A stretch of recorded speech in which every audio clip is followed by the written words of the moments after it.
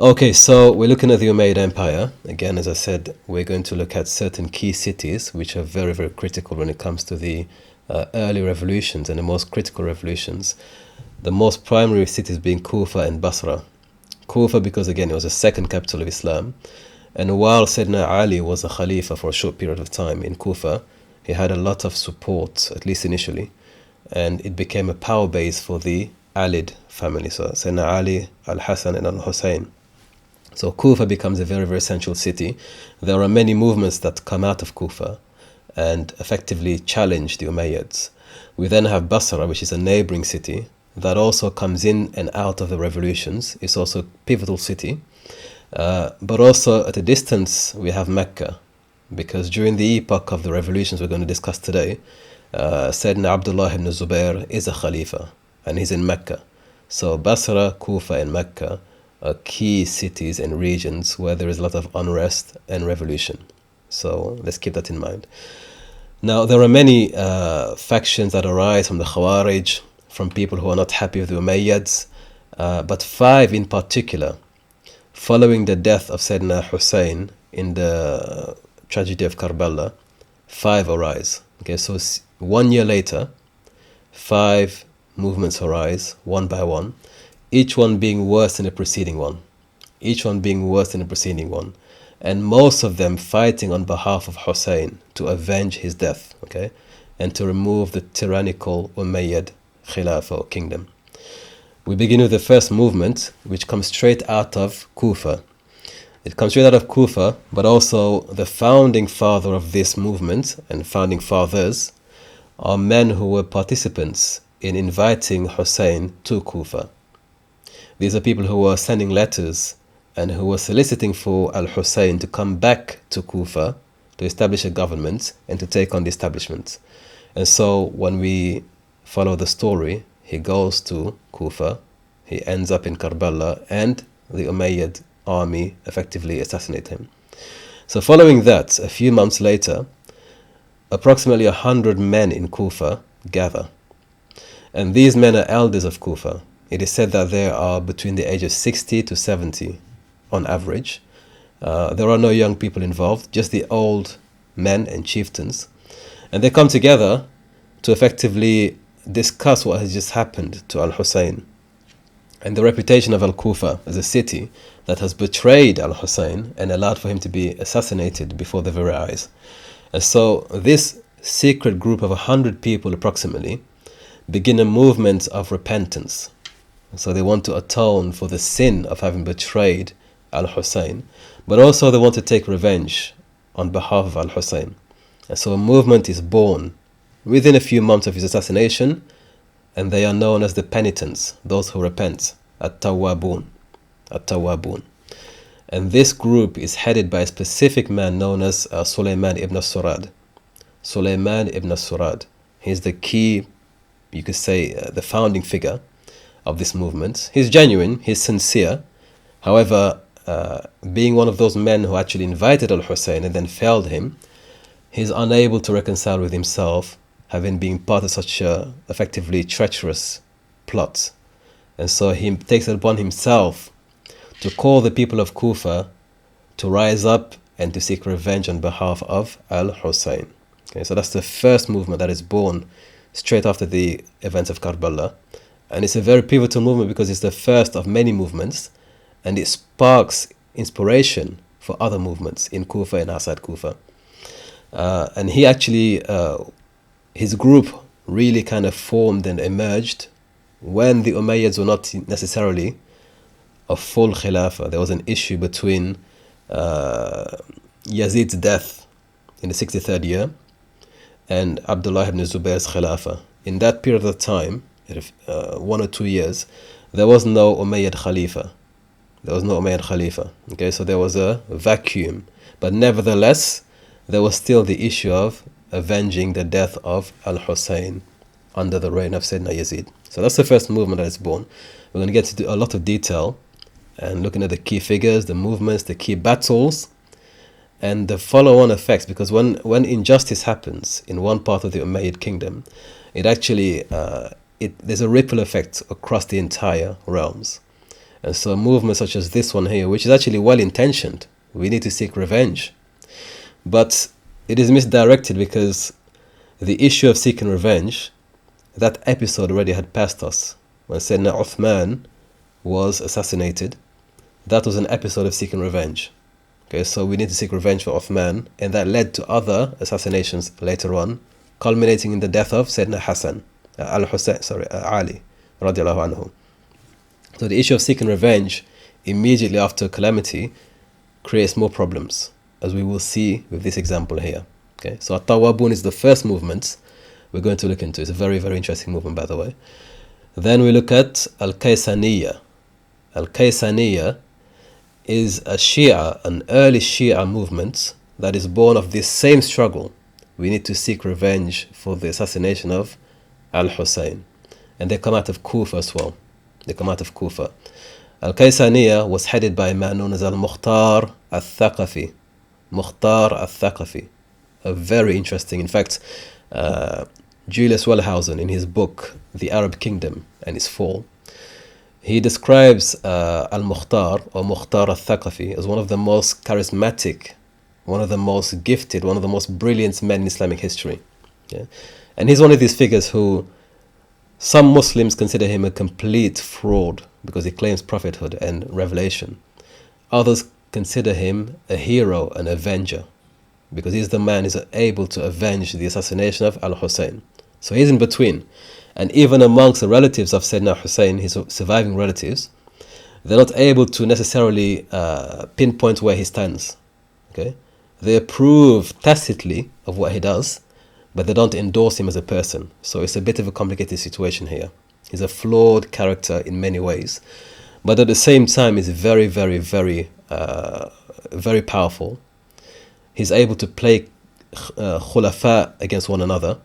He's able to infiltrate Ahlul Bayt, al-Hashimiyya, and he's close to becoming a Khalifa himself out of nowhere. So he's a very, very, very, very key character, al-Mukhtar. And upon his death, because he also dies executed, this movement arises, al-Kaysaniyya, one of the early proper Shia movements. So of course in the Shia community and tradition, he's a hero. He's a hero. Okay, so a very, very interesting character, al-Mukhtar. Then we have al-Shabibiyya.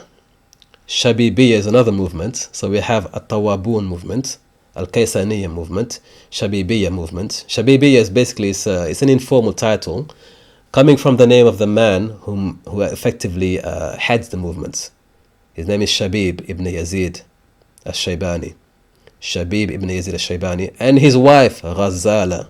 So you can see the picture here, Shabib and his wife. So this is one of the earliest instances in Islamic history, if you don't include Sayyidatuna Aisha and the battle against Sayyidina Ali.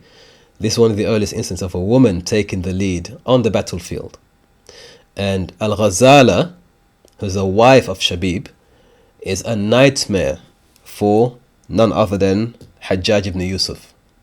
She challenges him and he flees. He's afraid to face her. So she's a fascinating figure. We're going to look into her as well.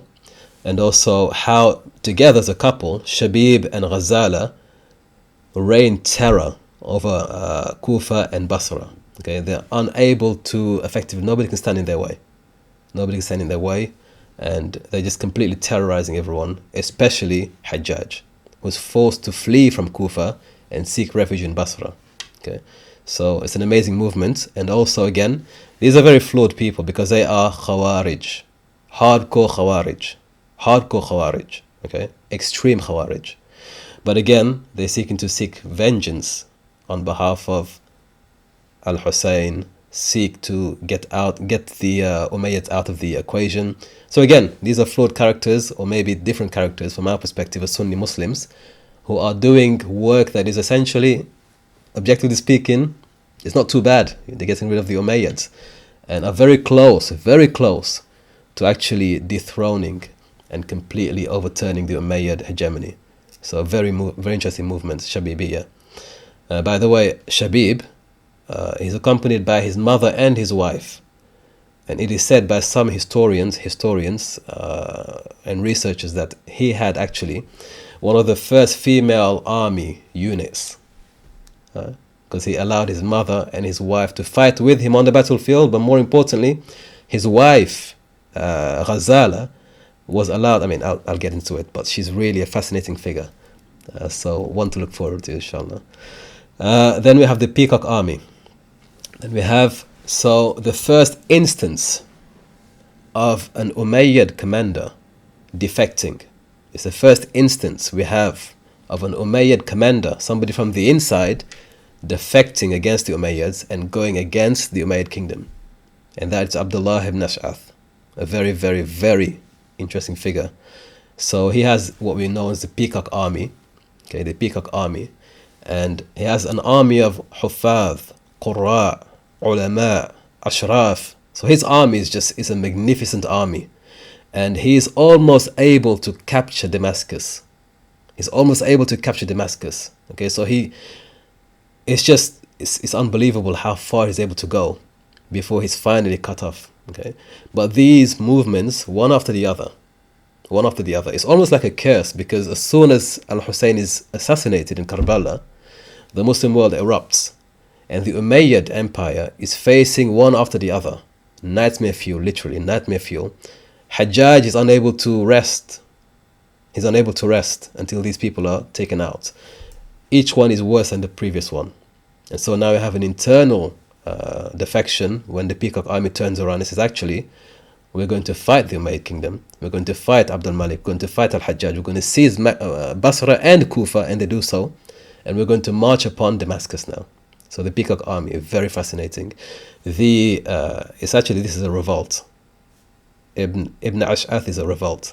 So his is a full-blown revolt from the inside. Then we have al-Hashimiyya. And this is the one that effectively is successfully, in the end, in completely overturning the Umayyad hegemony. Okay? Al-Hashimiyya is a secretive shadow organization headed by crypto Hashemites, I'll explain why, and people who are effectively working for the long-term objective. Okay? And again, we want to study these movements. Some are short-term focused, some are long-term focused. And the ones that succeed are the ones that are long-term focused and know how to put a plan together and how to work towards strategic objectives.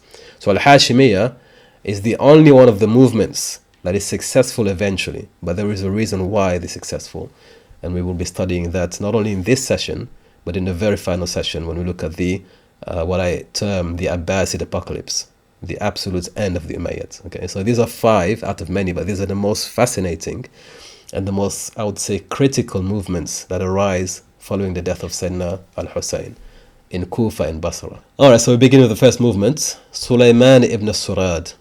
Sulaiman ibn Surad. Okay, he's an elderly man who actually lives in Kufa and is raised in Kufa. However, he was actually one of those people who is from Medina. He's a Khazraji. And of course, in the first epoch of the Rashidun Khulafa, many of the Arab tribes left Mecca and Medina to conquer other regions, and they would settle in those regions. So if you look at many of the leading families in Kufa in the 1st century, 2nd century, they don't come from Kufa, but they come from Yemen, they come from Medina, they come from Mecca. They have settled there following the conquests. So he's amongst those people who originates from somewhere else, but eventually his family settles in Kufa, and he becomes of the Ashraf. If we look at again the social hierarchy, the Ashraf are the top, then you have the Arabs, then you have the Mawalid, then you have the Uluj and the rest of the people there. So he's on the top tier. Not only that, but it is said that according to some narratives, he was a Sahabi. He was a companion of Muhammad sallallahu alayhi wasallam. Others deny that and say he wasn't a Sahabi, but he was certainly a Tabi'i. In either case, he was somebody who was very close to the first generation of Islam, and he had witnessed battles. In fact, he supported Sayyidina Ali in the Battle of Siffin. He was one of the commanders on the battlefield. So he's a very prominent person, a very influential person in Kufa. He's from the Ashraf. He's from the nobility of the Arabs. He participates in supporting Ahlul Bayt. He supported Ali. And he's somebody effectively who is, his voice and his concerns in society carries weight. And so when al-Hussain stays in Mecca momentarily to plan his next move, amongst the people who send him letters and solicit for him to come to Kufa is none other than Sulaiman ibn Surad. He's one of the men who sends letters inviting al-Hussain back to Kufa, offering him support and protection. Unfortunately, he doesn't make good with his offer and his plans. So when al-Hussain is betrayed, he takes it exceptionally harsh upon himself, because he knew al-Hussain, he knew his father, he was a long-term supporter of both men, and he happened to be alive to see the complete betrayal of al-Hussain. And so he's unable to reconcile with his own conscience what had happened. So he began to campaign secretly, of course, for some sort of retribution. Initially, he would recruit, as I said, 100 elderly men in Kufa, other senior, you could say tribal elders. And we could imagine these men to have been the same men who were in the same palace of 𝘾𝙀𝙁 ibn Ziyad when Muslim ibn Aqil came to the palace. If you remember that episode, he comes to the palace and there are men already in there who pledge allegiance. We could imagine that many of those men would eventually join Sulaiman in repenting for what they had done. So he has 100 of these men in his house, and they begin an underground movement to solicit support and to create an army, a militia. So they are known as a Tawabun or Tawabin. Sorry, can you just clarify, what were they doing when Hussain was essentially abandoned? What were they doing at that point? Why didn't they come out and support him then? Good. A great multitude had already given bay'ah to Yazid. If you remember, when Muslim ibn Aqil went to the palace, he found them already there in the pavilion. They had already given bay'ah to Ubaydullah. Okay? So they're basically betrayed.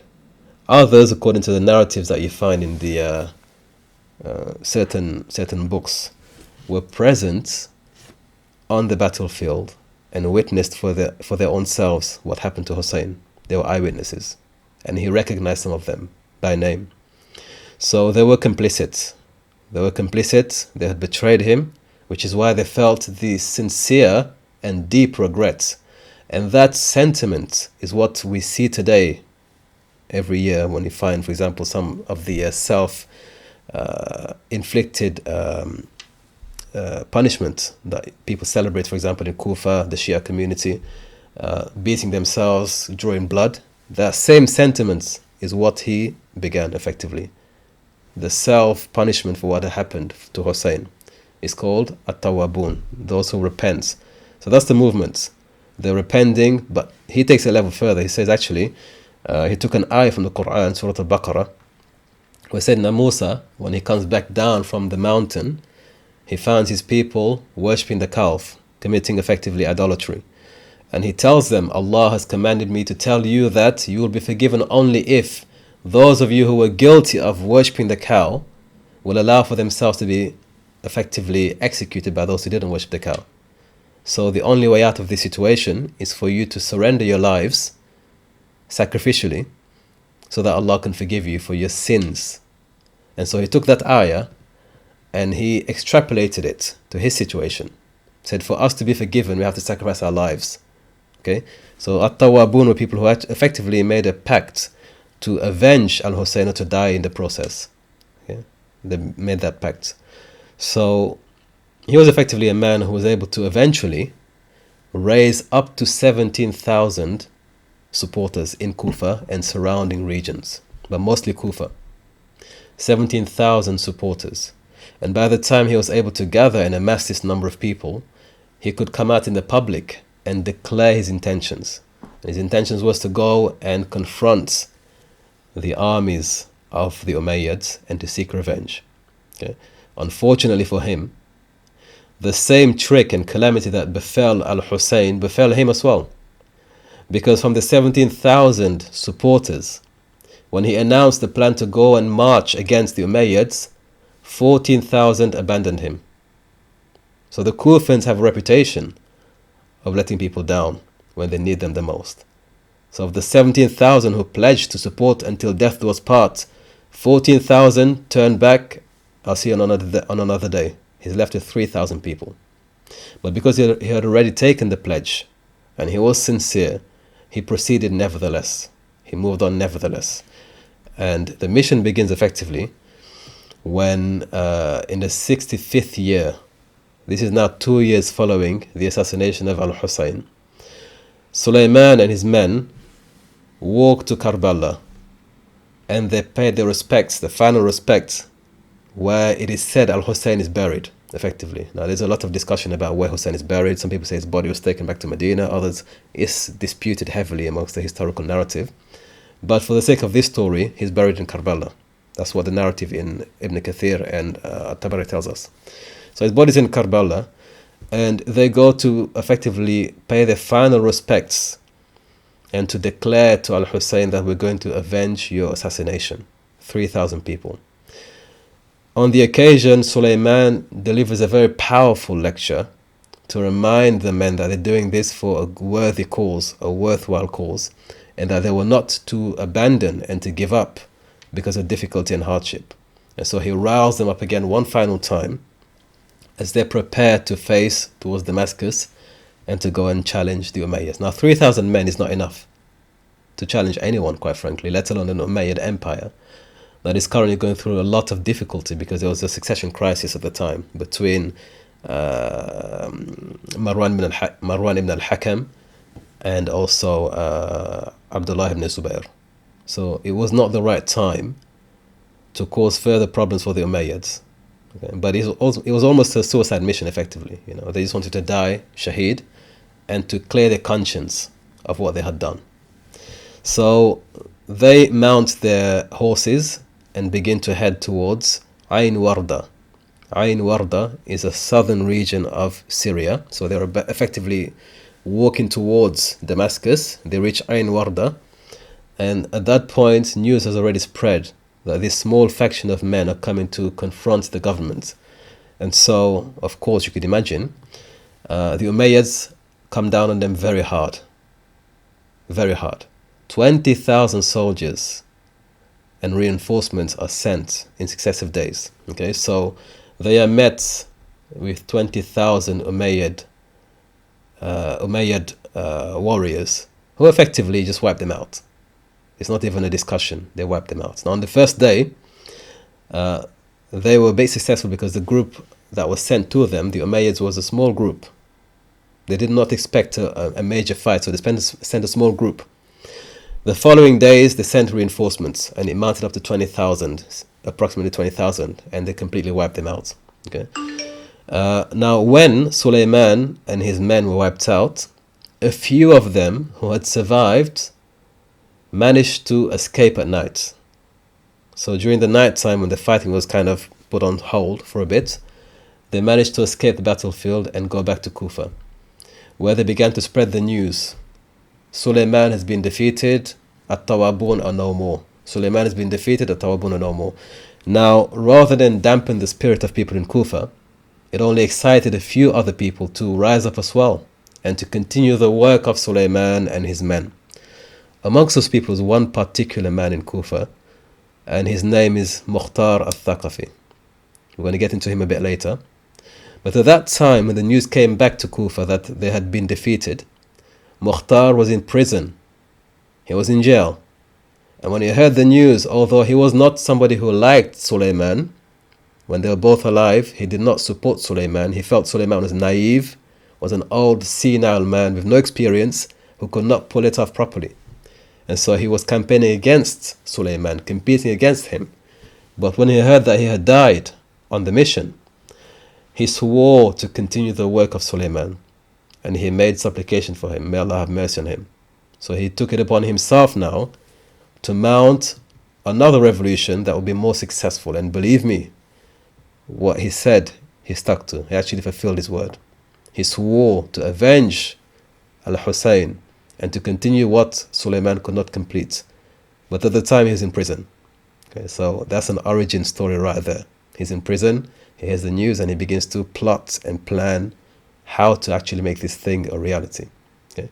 So Sulaiman is removed, 𝗲𝗏 are removed, essentially as a group. Some surviving members go back to Kufa. They establish further, kind of really revive the electric atmosphere. And the second round of revolution is about to come when Mukhtar is released. Why is Mukhtar in prison? We're going to get into that in the second revolution. But effectively, Mukhtar was somebody who was very involved in the matters of governance. He was part of those who went and supported, for example, 𝘆𝙁𝙁 against the Umayyads. He was somebody involved in politics, and also somebody who had a lot of desire to be in leadership position. He had ambition. He was a politician. He was a warrior. He was a spokesman. He was really somebody who had a lot of talents, but he was restless in his ambition, and he always sought leadership position. So for one of those revolts that he participated in, they threw him in the slammer. He was in jail. He wasn't able to witness Karbala because he was in prison at the time. So he was one of those people who was not able to participate or to witness Karbala. He was in jail, so he missed out on a lot of events that led up to what happened to the Tawwabun. But he swore, when I come out, I'm going to make it up. I'm going to settle the scores with the Umayyads. So that's how he ends up in prison for the first time, because he'll be in prison a second time later on. And on both occasions, it is Abdullah ibn Umar who actually pleads on his behalf and secures his release from prison. That's quite interesting. Abdullah ibn Umar, on both occasions, is the man who pleads on behalf of Mukhtar al-Thaqafi and secures his release from prison. Okay? So at-Tawwabun is effectively just the precursor to what's going to come when it comes to the next 10, 15, 20 years under the Umayyads. Now we move on to Mukhtar. Before I get to Mukhtar, I would like to say that Mukhtar al-Thaqafi is a figure that I've not found really spoken about in the English-speaking world. Unless you look into, for example, Shia sources and historians, they talk of him very highly because of what he achieves. But besides that, in the Muslim circles and the Muslim world, we don't hear too much about Mukhtar al-Thaqafi. You'd have to go to the Arab-speaking world, where there are films made of him. There's actually an entire series made on Mukhtar. Movies. So he's really more known in the Arab-speaking world, especially in Iraq, obviously because that's where things happen. There's a lot of Shia sentiment in Iraq. But it's a shame that we don't come to know much more about Mukhtar in the English-speaking or Western world amongst the Muslims. But he's a very, very, very pivotal and key figure, because the injustice that is mounted in Karbala, he is the man who's able to actually redress that and extract revenge and ensure that the heads that were effectively celebrating al-Hussain being decapitated, their heads would also be presented to Mukhtar. Their heads would be presented to Mukhtar. So he's effectively able to complete the mission. And besides that, he's actually able to compete against Abdul Malik ibn Marwan and Abdullah ibn Zubair, and also, to an extent, Muhammad ibn al-Hanafiya, to an extent. So he's a very, very well-connected, extremely ambitious person, and somebody who was very difficult to put down. Okay, very difficult to put down. So let's look into Mukhtar al-Thaqafi. He's another man who's actually, he's born in At-Ta'if, but very early in his life he moves with his family to Kufa and they settle there. So these are amongst the people who, again, when Kufa is being populated, because there was a problem with population. They had conquered Iraq, Kufa and Basra, but there weren't enough people to populate these newly established cities and regions. And so there was a call from the Khulafa to actually get the Arabs out of, for example, Mecca, Medina, Ta'if and these areas to go and populate the regions that had been recently conquered and built. So amongst those families who respond to the call is Mukhtar's family, who come from Banu Thaqif. Banu Thaqif is a very famous tribe in Ta'if, and he's amongst those people who eventually settles in Kufa from childhood, and he becomes a staple in society. He becomes a pillar in the society and the movements of Kufan people. He's a key figure. Mukhtar ibn Abu Ubaid al-Thaqafi, okay, al-Kufi. He becomes a Kufan at the end. And he is one of those men, again, says a pillar of society. When Muslim ibn Uqba, the cousin of Sayyidina al-Hussain, comes to Kufa on the secret mission, one of the men who actually invites him and gives him cover in his home is none other than Mukhtar al-Thaqafi. Okay? Furthermore, he is the son-in-law of Nu'man ibn Bashir Nu'man was a governor, if you remember, the one who said, unless they attack me, I will not attack them. He was a governor of Kufa who essentially turned a blind eye to Muslim ibn Aqil and refused to attack him. So his daughter was married to, one of his daughters was married to Mukhtar, who had many wives. So one of the wives was Nu'man ibn Bashir's daughter. So it's well connected. He's well connected in the city. He's well respected. He's in the right circles at the right time. He's actually afforded a lot of honor, because to host the emissary of al-Hussain is not just for anyone to do. You have to be somebody of certain caliber, status and repute to have that honor. So he's one of those men who was extended that honor and is able to actually participate effectively in what would be a preparation for the revival of the Ahlul Bayt in Kufa. But as I said before, he's imprisoned before he can see the actual events. So he's not able to participate. We don't know whether he would have stuck by al-Hussain or whether he would have betrayed him, but we know from his later actions that he's a man who's able to carry forward a vision and actually succeed in that vision. So who knows? If he wasn't in prison, perhaps things could have been different. Allahu A'lam. So he's put in prison by Ubaydullah ibn Ziyad, the young man who was effectively ruling Basra and Kufa, the one who sent the army against al-Hussain and who ordered for the execution effectively. He apprehends Mukhtar, puts him in jail. When Mukhtar comes out of jail on with the intercession of Abdullah ibn Umar, Mukhtar is sent out of Kufa. He's exiled. He's not allowed to stay in Kufa. So he decides to go to Mecca, because he hears that in Mecca, following the death of Yazid a few years later, there is a vacuum of power. But in Mecca, Abdullah ibn Zubayr is the man. So again, being somebody who's very, very keen on power and seeking power and fame and position, he gravitates towards Abdullah ibn Zubayr. So he goes to Abdullah ibn Zubayr. He supports him in defending Mecca from the Syrian army. At that time, the Syrian army had come to conquer Mecca, and they had besieged Mecca. One of the men, one of the most skillful men actually, a very skillful warrior, who defended Mecca, was Mukhtar al-Thaqafi. So he participates and he supports Abdullah, and he says to him, let's negotiate terms. Give me a position of leadership, support me, and I'll support you, and so on and so forth. So he begins to seek to ingratiate himself within the administration of the Zubayrid Empire. But it doesn't go very well for too long, because Abdullah ibn Zubayr is suspicious of Mukhtar, and in fact, eventually they fall out, and another conflict of interest actually arises between the Khulafa in Damascus, Abdul Malik, the one in Mecca.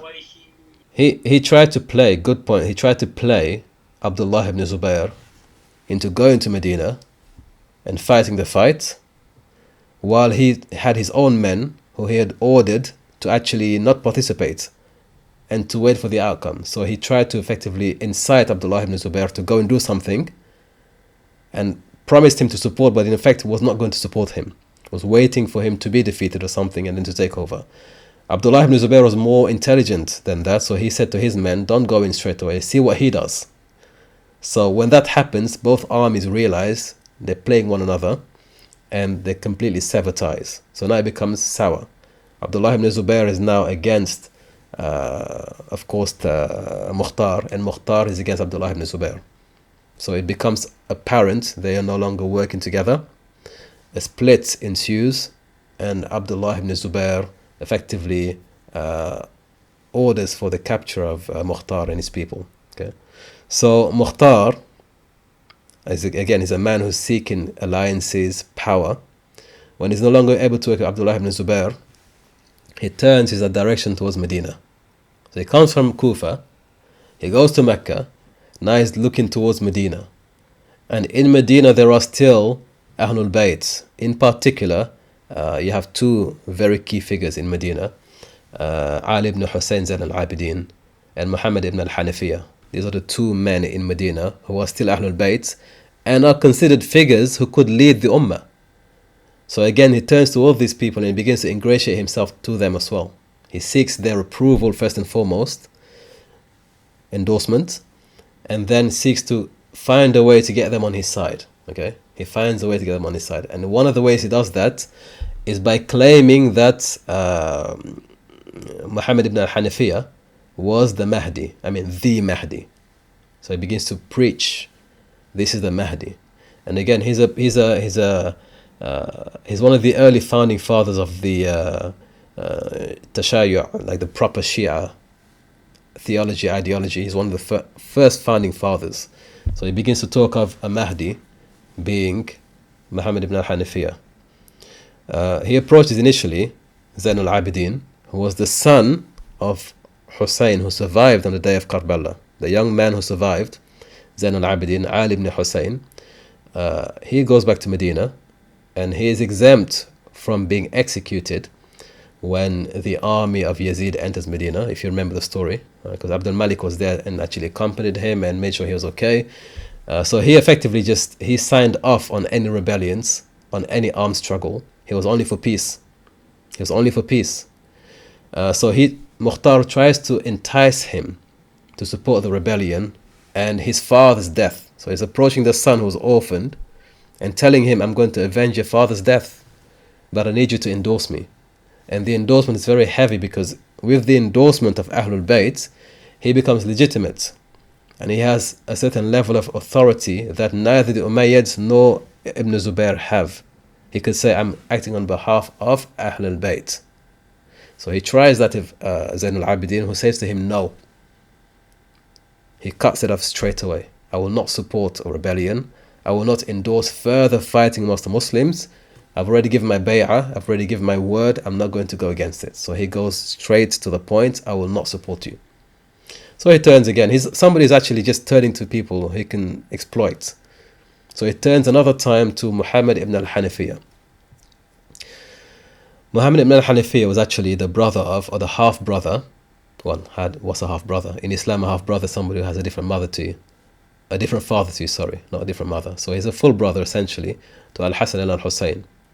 But his mother was not the same mother there. So he's not born of Fatima, radiallahu anha. He's born of a woman known as al-Hanafiyyah. So that's why they call him Ibn al-Hanafiyyah. But he is a son of Ali ibn Abi Talib. He's a son of Ali ibn Abi Talib. So when al-Hasan is killed, assassinated, when al-Hussain is massacred, we have Muhammad ibn al-Hanafiyyah who's still alive in Medina. And so when Mukhtar fails with Zayn al-Abidin, he goes to his uncle, Muhammad, and he begins to speak to him. Muhammad plays it a bit in between, because he knows what Mukhtar is trying to do. He's trying to avenge my brother's death. So I'm not going to stop him from doing that, but I'm not going to encourage him either. I'm not going to endorse him. So he plays quite difficult position of, when they would say to him, Mukhtar is claiming that you've given him permission to fight, he would say, well, I don't endorse it, I don't discourage it, but whoever can kill the killers of those who killed my brother, it can only be a good thing. That's effectively what he says, right? So he doesn't approve openly, but he does not say anything as clear as Zayn al-Abidin, I don't endorse this man. He's a bit open with it. But that was enough for Mukhtar to actually get what he wanted. That was enough. So he finds his way back to Kufa, and he begins to claim that the Mahdi has arrived, and he is Muhammad ibn al-Hanafiyyah. And that he, Mukhtar, had received endorsement to act upon and on behalf of Muhammad, and by extension, Ali Bayt. So he begins a campaign of calling people to himself through Ahlul Bayt as somebody who's been elected. And of course, later on, he elevates his claims, and he talks of being somebody who receives revelation from Jibreel. So it begins with small lies, bigger lies, and it's essentially catastrophic lies. But that's where he begins. So he begins to round people up. When he returns to Kufa, people are concerned, because he's coming back after having been in Mecca, in Medina. He's coming back now with a new claim. I have been sent on behalf of the family of al-Hussain. His own brother has endorsed me. Furthermore, he is the Mahdi, and you are obliged to give bay'ah to him, but through me. How convenient. Okay, so he's granted again another stint in prison, but again on this occasion he's released on the word and on the you could say on the intercession of Abdullah ibn Umar comes to his aid a second time. But by this point, he's actually had a very successful campaign. People are talking of Mukhtar and his movement, and he made an allegiance and a sworn promise to avenge al-Hussain. So this begins to spread. So he comes out of prison a second time, and this time he's successful. This time he's very successful because he's able to gather a huge crowd of people. And they see him as the Mahdi's envoy to avenge the assassination of al-Hussain. So when he comes out the second time, he has a mass following. Okay, he's able to actually move people. Now, he is playing a game of chess, a very kind of dangerous game of chess, because he's an outsider effectively. Although he's a sharif, a noble, he's an outsider in many ways. He's not part of the leading family, the Umayyads. Neither is he part of the family of Sayyidina Hussain, you could say Banu Hashim. And he's not somebody who's in good terms with Ibn Zubayr in Mecca. He's an outsider effectively, seeking to compete for power against these people who are very well established. So one of his ways of getting what he wants is to play people off one another, against one another. So when he realizes, Mukhtar coming out of Kufa, that Muhammad ibn al-Hanafiyyah, who was the brother of al-Hussain, the same man who Mukhtar approaches, does not give bay'ah to Abdullah ibn Zubayr. So when Yazid dies, Abdullah ibn Zubayr becomes Khalifa. One of the men who refuses to give him bay'ah now, because the tables have turned, is Muhammad ibn Hanafiyyah. He refuses to give bay'ah to Abdullah ibn Zubayr. Now, does anyone have any potential insight as to why he would refuse to give bay'ah to Abdullah ibn Zubayr? So now we move on to the next movement. Following Mukhtar, another group come out. So it's effectively a domino effect. One group is taken out, another one comes out, they're taken out, another one comes out, and each one is worse than the previous one. At-Tawabin, At-Tawabun were the first movement. They were taken out. Comes Mukhtar, a greater problem. He's taken out. Now comes Shabib and Ghazala, and they are the greatest problem for the Umayyads. Really, up until now, they are the greatest problem for the Umayyads. What you have to realize at the time, the Ummah is reacting to what happened to Karbala. Yeah. So when you hear, for example, nobody did anything, there was no reprisal for the Banu Umayyah, there was a lot of reprisal. Because we know Medina went up in rebellion. That's why we had Battle of Harra. They rebelled against Yazid straight away. We have Abdullah ibn Zubayr, who is in Mecca, also rebels, and it comes out straight against the Umayyads. We have in Kufa several movements coming out against Umayyads. So there wasn't just a matter of silence. People were coming out. And each successive episode is worse than the previous one. I like Shabib and Ghazala from a historical perspective. They were the power couple of power couples, literally. Right? Shabib, his treatment of his wife, we need to study that. Maybe somewhere else, but we need to study that. That's the complicity, right? That trust, and also he would put her in positions of leadership over the army. When he enters the masjid, we're going to get into it. He gives her the stage. He gives a lecture. He sets everything straight. I'm Shabib, I've come to take over, blah, blah, blah. Now my wife has to speak. She has something to say to people. So she comes on, she recites Quran, and she begins to call people out. Right? And she makes a challenge directly to Hajjaj. So that's quite an amazing... and by the way, in the same masjid where Hajjaj entered in the first time, he made his famous speech from the same masjid in Kufa. They entered the same masjid and made their own speech, husband and wife. Okay? So a bit more about Shabib and Ghazala. If you had never heard of Ghazala, please look up Ghazala and her history. She was a poet. So on every ground, on every measure, in my estimation, she was superior to Hajjaj, because he was a great poet, a great literalist. He's a very, very good in literature and adab, one of the greatest in Islamic history, actually. Hajjaj, his speech is studied as part of studying Arabic. One of the greatest when it comes to that. But she challenges him on the page and on the battlefield. And the lines of poetry I'm going to share shortly have been, you could say, eternalized in the books of history. Okay? The way she describes him, she calls him out. It's just fascinating stuff, honestly, just fascinating. And Hajjaj, did not have the fortitude to challenge her, because she was the wife of Shabib. She was not just any ordinary woman. She was Ghazala. That's why I call it Shabib and Ghazala. It was combined efforts. So Shabib ibn Yazid al-Shaybani was a hardcore Khariji. He's a Khariji, and he was a community leader who actually was effectively, when we look at his backstory, there was nothing particularly exceptional about his backstory. He just suddenly emerged out of nowhere, virtually, with a band of men, a few people, 160 people estimated to begin with, and just enters Kufa one day. Just enters Kufa. And accompanied by his mother and his wife, they head straight for the administrative building, the government building. Shabib, when he enters the vicinity, he has with him a piece of metal, right? Whether it was a sword, whether it was a branch, whatever it was, a piece of metal. And he began to knock on the door. And it is said that the door, to this very day, of that building, still has the mark of Shabib. So they call it the imprint of Shabib. So violently was he knocking on that door that he left an imprint, permanent imprint. Right? So, of course, what follows we can all imagine. He executed people, he killed people, got rid of the administration, took power for himself, and as was the tradition in Kufa, if you take over Kufa, you have to give a khutbah. So he goes to the masjid that Hajjaj not so long ago went to himself to announce himself secretly. Shabib and his wife are not secret about anything. So it's very clear they're here. They enter the masjid. People are petrified. Shabib enters, ascends the minbar and begins to talk.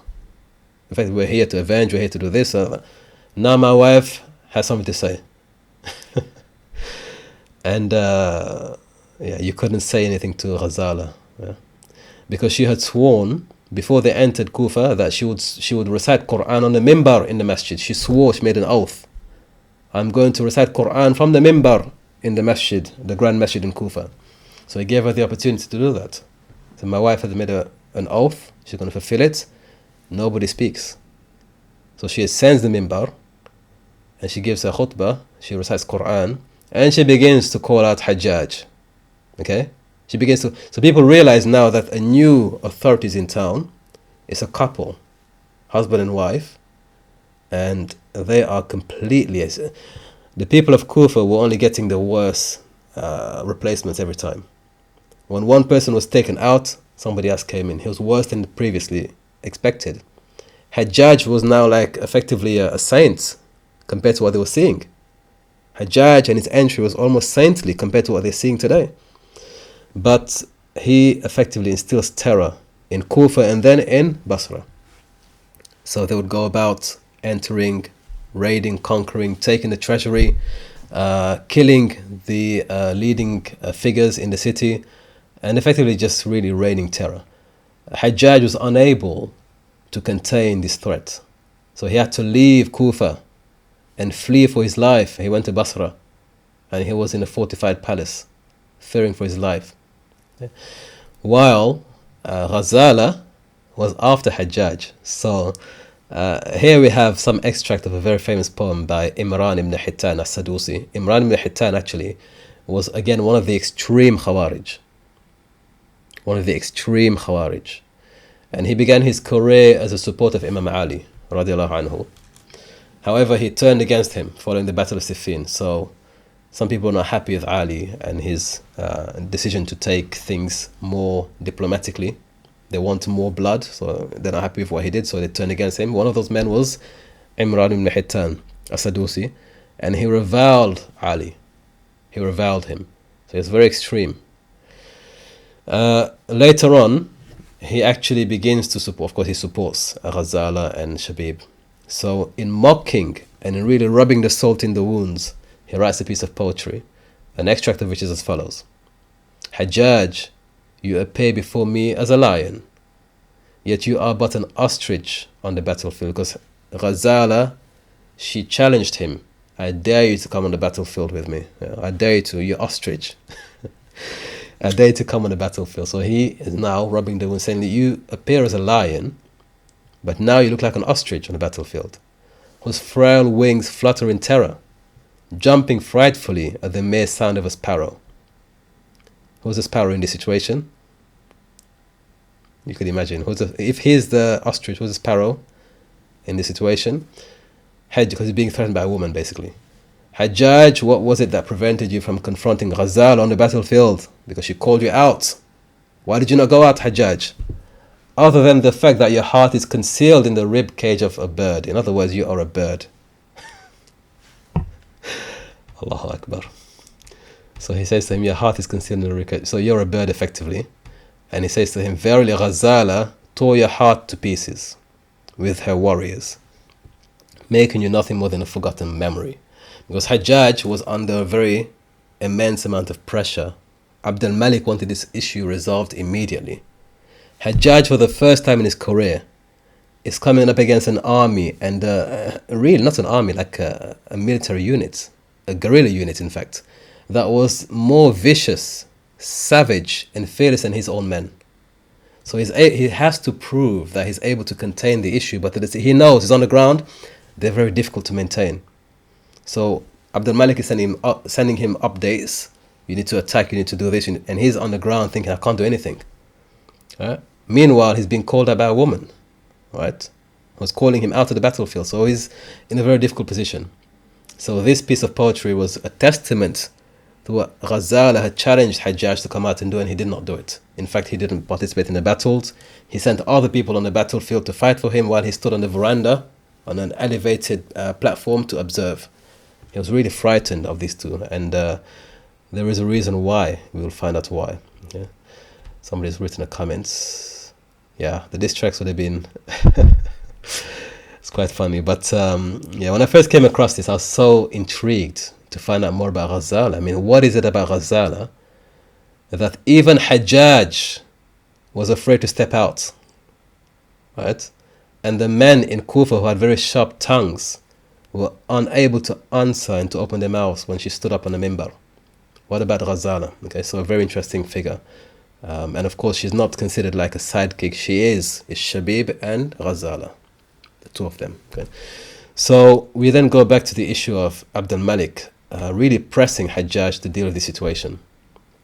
Hajjaj is unable to contain the situation because on a daily basis, Shabib and his army are raiding, pillaging, conquering, destroying, burning, killing, running people out of town. And there's no sign of it stopping. He's only going from strength to strength. His numbers are also increasing. Okay, Shabib also has a reputation of being somebody who's almost hard to kill. He's hard to kill. There are many instances where the army is about to kill him, or they think they've killed him, and he survives. On one occasion, Hajjaj sent his army against Shamiyun, the Damascene army, to chase Shabib as he retreats. And as they chase him on the battlefield, they suddenly find him slumping over his horse in the middle of the chase. And they come to realize he's taking a nap. He's taking a nap. So Hajjaj says, just let him go. He doesn't know what to do with this guy. He says, just let him go. Okay? Well, that was a bad decision because he'll come back a second time and a third time and a fourth time to really terrorize. And he couldn't be killed. Don't know what it was, he couldn't be killed. He didn't seem to have any objective of seizing power and establishing an empire. He was a menace, effectively, just like a Mongol, in fact, a Mongol kind of raiding party, just to cause havoc and to terrorize Banu Umayyah in Kufa and also in Basra. So several conflicts were actually erupted as a result of this, and Hajjaj sent some of his most powerful and skilled military commanders, including Abdul Rahman ibn Ash'ath. Very important. At the time, Abdul Rahman was on the side of the Umayyads, and he was one of the people sent to fight Shabib and Ghazala. Okay? But to no avail. So the situation became very difficult. Abd al-Malik realized that this is too much for Hajjaj. Hajjaj can't handle this. It's difficult for Hajjaj to handle this. So reinforcements are sent, 50,000, 100,000. It's not getting any better. Until eventually, In a freak accident. Welcome to History Yoon, the world's leading online learning platform specializing in Islamic history. Discover the History Yoon mobile app and participate in regular live and interactive seminars and tune in directly from your handset from anywhere in the world. Enjoy instant access to a growing catalog of on-demand streaming content exclusive to the platform, accessible from a variety of devices including desktops, tablets, and cell phones. Connect instantly with our global community of history enthusiasts via our private community forum. To find out more about our online history programs and resources, visit our website today at www.historyyoon.com.